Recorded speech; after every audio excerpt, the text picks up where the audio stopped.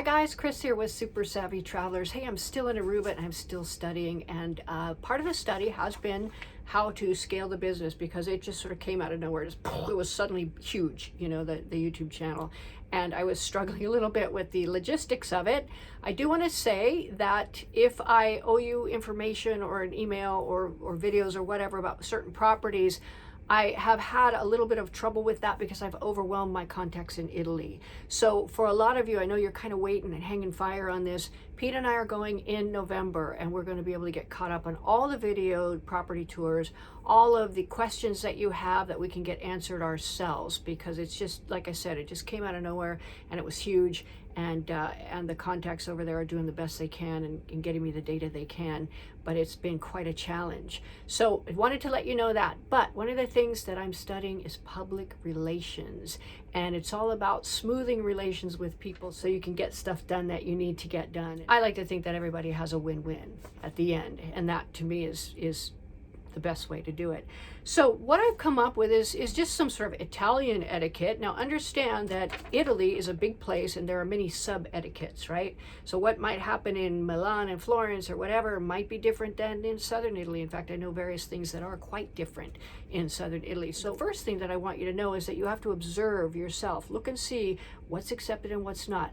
What happens when somebody does something? Do they raise their eyebrows? Are they happy?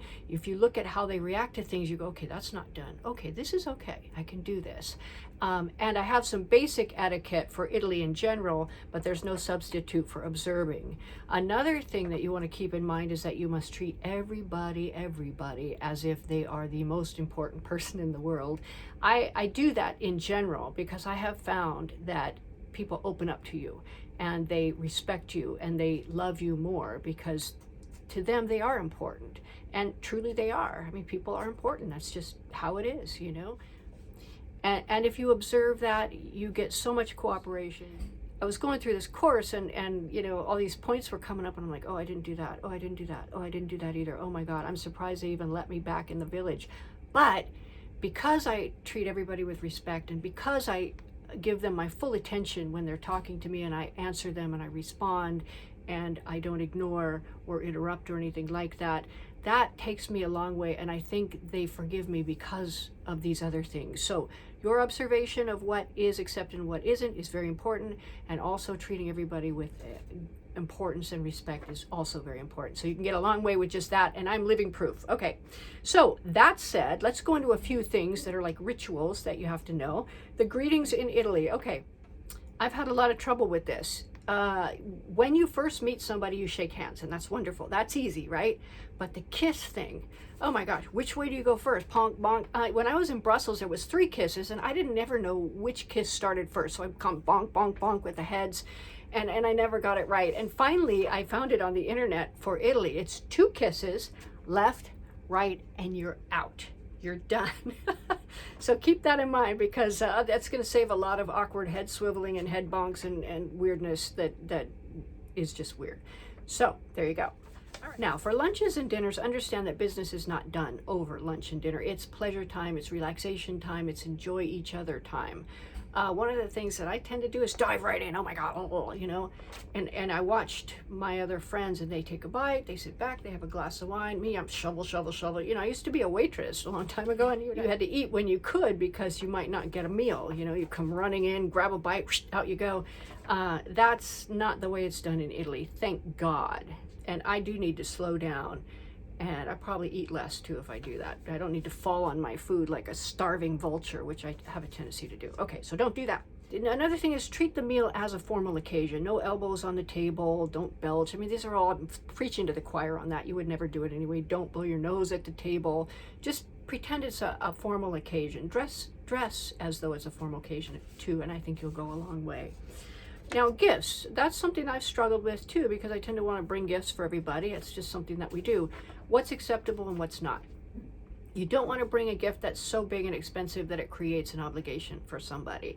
What is acceptable is chocolates or flowers or a bottle of wine, something along that line when you get invited to dinner. It's always nice to bring a gift. If you bring those, you're going to be fine. Another thing you can bring is a little token of where you're from. At times I have bought honey from California. I schlepped it all the way over and gave it as a gift. This is from California. This is California bees and California flowers, and it's a nice little icebreaker, and they appreciate that kind of thing. So that's also acceptable. Now, when you're in a restaurant, you have to ask for the bill or you're not going to get it. You'll be sitting there all night. The waiters are not ignoring you. They're just waiting for you to ask. So keep that in mind. Another thing is treat your waiter with respect. I know we talked about treating everyone with respect, and that goes a long way. But the waiters in Italy are generally career waiters. They're trained. It's a career. So don't yell at them across the room, or worse yet, whistle for them. That's unacceptable anywhere, so please don't do that. But yes, treat your waiter and even the busboys, everybody with respect. Now, alcohol is almost always consumed with a meal. I know in southern Italy and other places you can have a little cocktail, but they always bring you food, and you do it sitting down and you're eating and you're drinking something. Another thing that's frowned on there is public drunkenness. That is a big no-no. It's just not bella figura to do that. Okay, sightseeing and churches.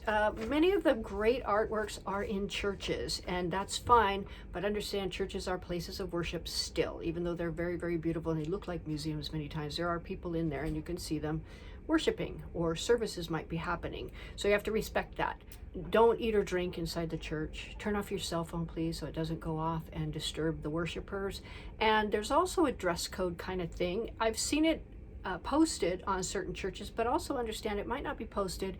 Cover your shoulders and cover your knees. Some might have you cover your head as well. So what I do, I bring a large scarf and I tie it around my waist, and instantly it becomes a long skirt that covers my knees. And then I have another one to cover my shoulders, and I'm usually fine. And then when I'm done, I roll them up real tiny and put them in my handbag, and off we go. So that's a nice way to get around it, but that is something that you want to keep in mind. Business appointments, make sure you're on time. Again, they don't happen over lunch or dinner. It's very specific. Here's your appointment. You show up on time. It's a respect thing. You have your business cards. Please have them with you.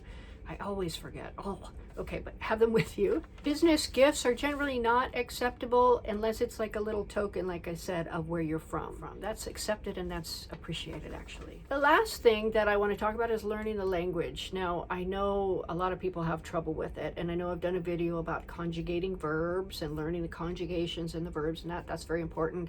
Duolingo, very important, that little app that has games and fun on it.